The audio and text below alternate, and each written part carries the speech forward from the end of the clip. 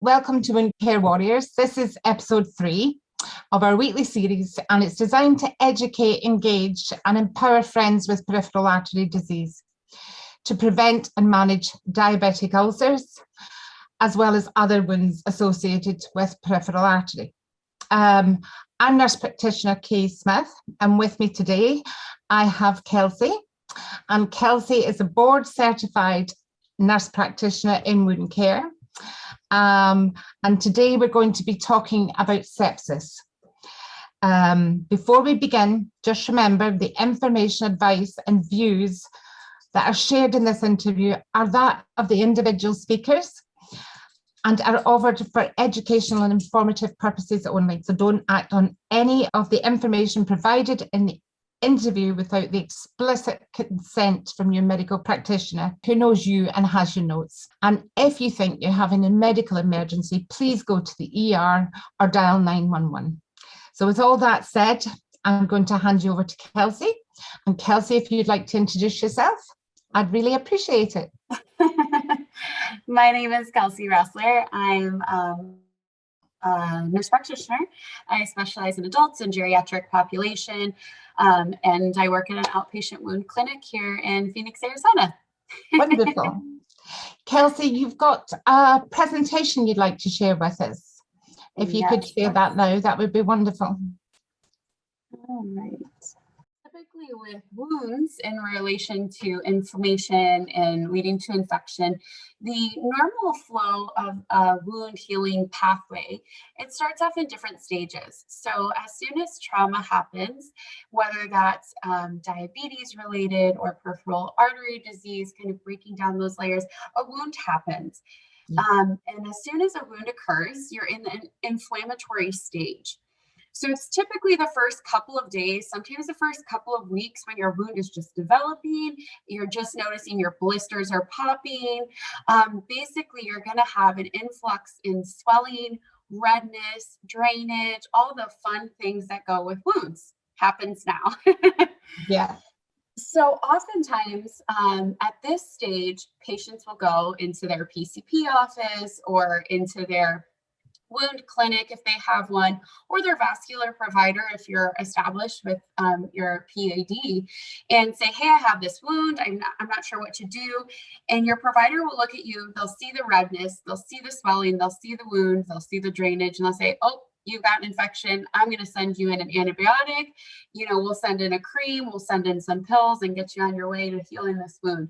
When really it's our body's natural defense mechanism when we first get a wound for it to be red, swollen, draining, and it's just normal. And so right off the bat, knowing that what your body is doing is trying to compensate for this new damage, it makes all the world of difference. You could cut back on going into your doctors, you cut back on your antibiotic use if you just keep an eye on your body and your own body's reaction at this stage. I agree. And is it the same in, I forget where you're from. I'm from Scotland, and basically, yes, we would give the exact same information at the beginning of a wound and the early stages of wound. Yeah, definitely. The inflammatory stage is just a normal process that the body goes through. Yes, exactly. And then it starts leading into the next stage, which is the proliferative stage. Basically a fun word for, your wounds hanging around. So at this point, it's breaking down the bad tissue while trying to build up the good tissue to really heal your wounds. But the most important part about wound healing, especially at this stage, but really throughout all stages, is oxygen and energy for that wound to get closed and for your body to work. So oftentimes, and pretty much for the entire rest of the presentation, just keep in mind that those two things are really critical to wound healing. And you'll see why quickly wounds can develop into infection when those two processes are not available. And then really beyond that is the remodeling stage. And this is when you're getting scar tissue. This is when that wound is really closing, maturing, that skin is really toughening. And really, I think of the remodeling stage as maturing of the wound into scar. Yeah, definitely. I mean, normally you see a dipping of the wound and then a raising of the wound, a dipping of the wound, and then it can take up to 2 years. Yep, that's right. And we typically, you know, here in our clinic, we don't break it down by acute and chronic, but oftentimes you'll see acute or chronic used to describe wounds. So I just toss those in here. The way I was taught, the way that we tell our patients is anything that lasts, any wound that lasts longer than 30 days, 4 weeks, it's typically more chronic. It can show delay in wound healing. It can show, you know, factors at different things, but really at the end of the day, any person with a wound will heal at their own rate. And so typically if a wound hasn't closed within 4 weeks, you need a little bit more aggressive therapy. And there may be underlying infection, different things to think about if it's lasted a little longer than a month. Yeah, and definitely that stolen stage is important in the chronic wound. Yeah. This is just a picture of what we just talked about. Is there anything you'd really add or change about this? That's exactly, I mean, contamination, colonization, that's exactly how I teach it as well. Colonization, we don't necessarily, at that point, it's just the wound that's colonized, just to explain that bit. A localized infection, then it spreads, and then it's systemic. So that's exactly, it's a worldwide sort of accepted process. Yep. And I kind of broke it down and tried to add pictures. So it may get kind of gross for some people if they can't stomach it. But I tried to just show pictures of what I see when I look at a wound in the different stages. Yeah. And definitely it may be different for every person, and then for every provider could do it totally different as well. So stage 1 is basically any wound is in stage 1, especially as soon as it first happens. I mean, if you cut yourself, if you hit yourself on a desk, if you get a diabetic foot ulcer and you're walking around on it, you're contaminating it no matter what. There's bacteria everywhere. There's bacteria all over our face and on our hands and, you know, our arms and our legs. Just on the skin surfaces, yeah. Yeah. And they're good and they're bad. And colonization is kind of that progression of that good bacteria, that bad bacteria.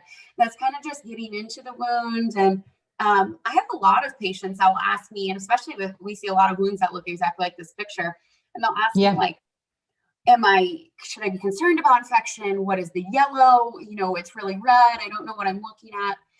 Colonization, in my opinion, is just your natural body's defense mechanism. You have this big gaping wound, so it's going to flock in a bunch of your own bacteria to kind of protect you from the bad bacteria.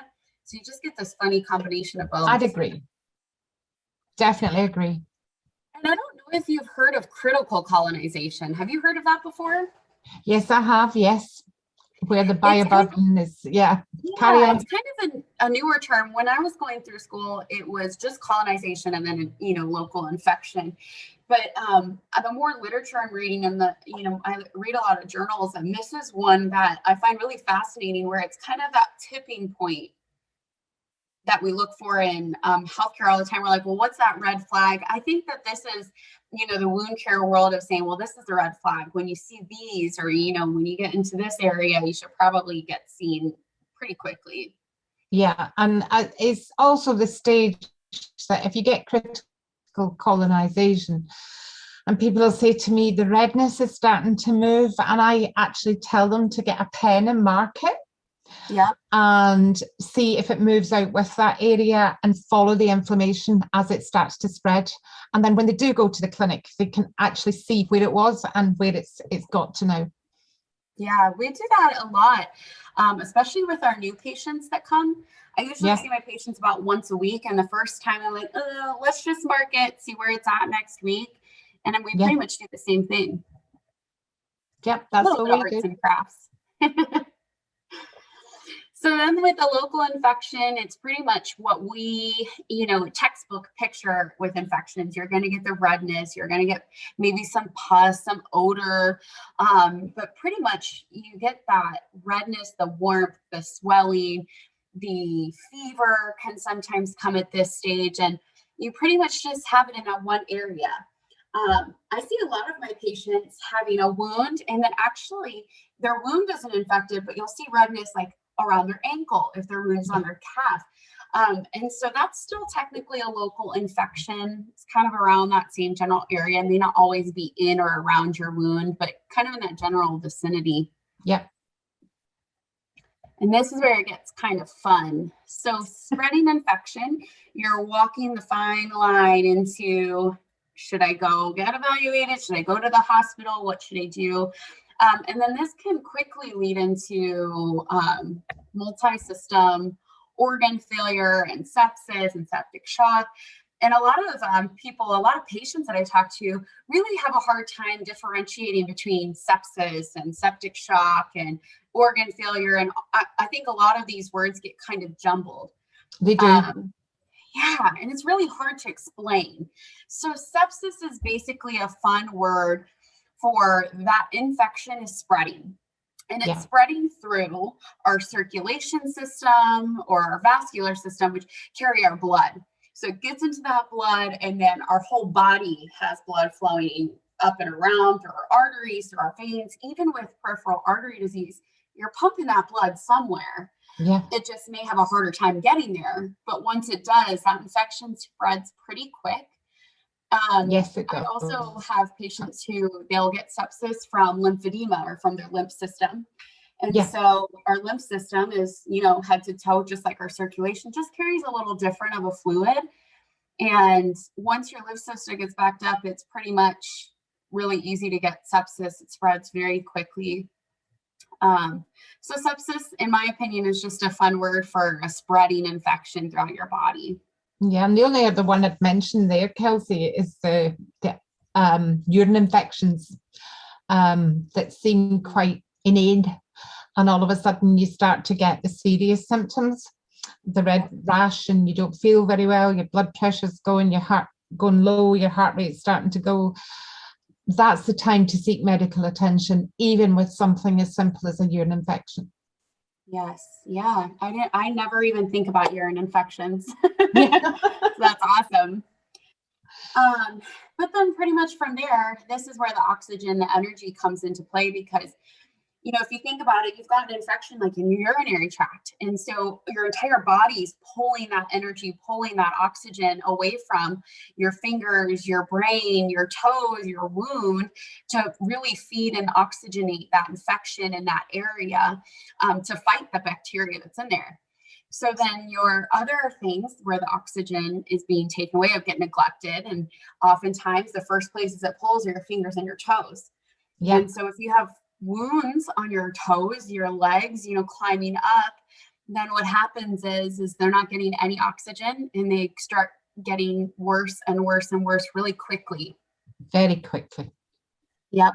And way easier to infect at this stage, because that oxygen isn't there to kind of defend yourself from your wound. So we get a lot of patients who were hospitalized for urinary tract infections, and they leave with wounds. And they're like, I never had wounds before. Yeah. Well, your body wasn't trying to fight a severe infection before you went in. Yeah. So what to do if you think you have an infection, if you have a wound that's infected, or you think it may be leading towards that, definitely consult your provider. The best thing to do is to keep a close eye, like you said, marking the area of redness, feeling it, seeing if it's hot every single day. I mean, multiple times a day, checking on the drainage. Is the drainage still the same color as it was the other day? I have a lot of patients who take pictures of the wound every single day. So just keeping a close eye on it. There's a bunch of things you can do. Your provider may prescribe you topical ointments, pills. They may do IV therapy. And a lot of this we can do outpatient. So you don't necessarily need to be in the hospital to do a lot of these things. And then let's see. I basically just put in here too, there's a couple different things. So typically what we associate as antibiotics, you use topical ointments, the pills, and the IV therapy, but there's more things that can also help aid in prevention of infection. So there's different like mist therapies, or different silver treatments, things that can help aid locally. And then the end of the day, if it's infected enough, or if it's down to the layer of your muscle, your bone, some of those times you probably need to be in the hospital getting that more immediate and invasive treatment. Yeah, definitely. It's a very fine line between when it starts to spread and people will think, I'll leave it to the morning. Yeah. But I have found wounds that have become into the second and third stage within 12 hours. So as soon as you start to feel unwell, not just have the wound, but as soon as you start to feel hot or extremely cold, you feel dizzy, disorientated.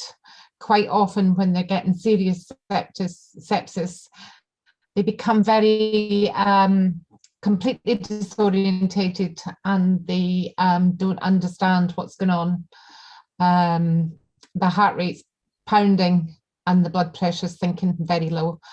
So as I say to my patients, if they suspect that that infection has become systemic, get to an ER. Time is the big thing, I think. Yes, definitely. And it's more noticeable too. A lot of family members will notice it before even the patient. Definitely, because of the disorientation and confusion that can occur. Yeah, definitely. Yes, and I always think back of I think of a lot of things from a different perspective because I specialize in the geriatric population. Yeah. And it's hard to define in geriatrics, so well done. Yes, it's very hard because, as we age, our bodies do all sorts of fun and crazy things. Yeah. And so when we think of infection, it's really hard to decipher when an infection is getting worse the older we get, because, my mom is always cold. So when she's always cold, it's harder to see coldness in her. She's always red. When you're always red, then you never really know. So especially with adding in peripheral artery disease, I mean, it can change your legs, it can change your feet, it can change your entire body in such a way that you may be looking like you're getting an infection before you even notice it. Yeah. And so oftentimes it kind of masks it, and it gets to be to the point where you're feeling like you're going to pass out, or you feel like your blood pressure is so low. Those may be the only symptoms you have before you really notice anything. Yeah. Or as you say, the relatives notice it. Yep, exactly. Preventing infection is something I talk about at every single appointment I have with my patients. Even if they have an active infection, preventing a worse infection or preventing another infection. It's pretty much the best thing is prevention. Prevention is always better than cure. Yes. So the best thing, and really the best thing you can do if you have a wound and you don't want it to get infected, wash your hands. You can never overwash your hands. Wash them even if you're not doing your wound care. Wash your sheets, wash your towels, just overwash everything.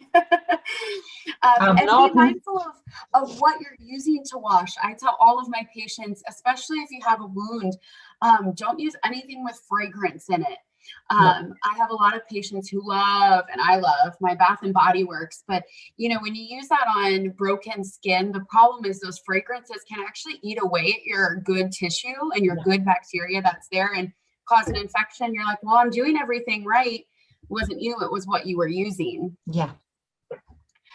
And then, like you said, going to your provider, going to the hospital before it's too late, because you can always prevent worsening things, and it's a lot harder to gain back your toes when you lose them. It's a lot harder to go back in time than it is to say, ooh, should I go? If you're thinking if you should probably go, you should just go.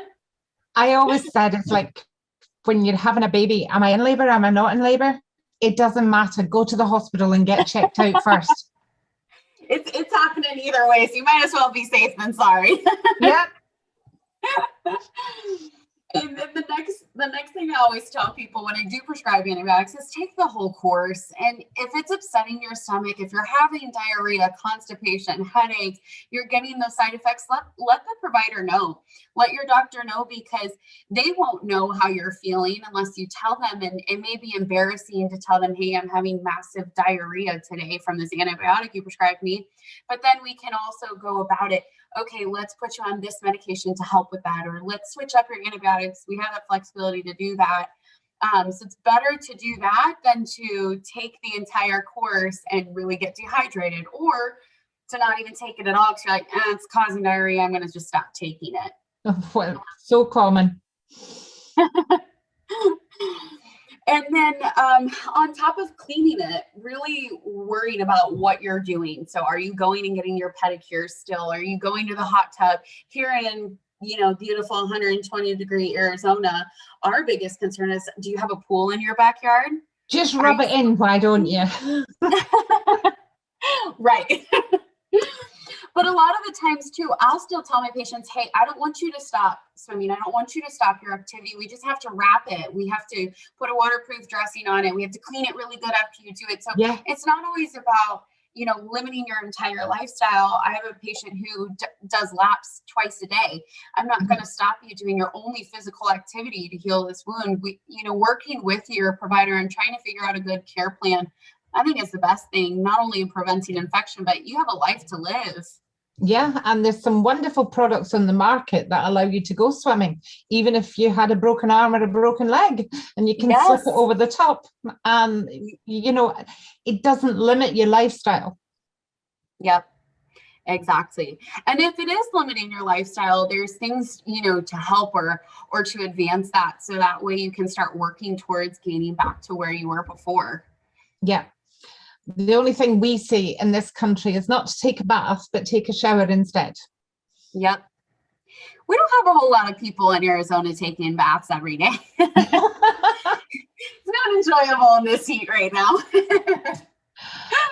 It's a thing in Scotland. They've got this thing where as soon as you become disabled, or you get a wet room put in, so your bath gets taken away and a wet room gets put in. So, and it's all about showers instead of baths. And the one thing I miss is a long soak in my bath. Oh, I love it. Oh my gosh, that's awesome. Crazy, but awesome. You're like, bring me my bath back. Bring it back. I miss it. The other biggest thing I hear almost every day it's to know, I have no rhyme or reason. Almost every patient tells me, oh, my sister twice removed told me that I need to just take my bandage off and let the air just dry out my wound.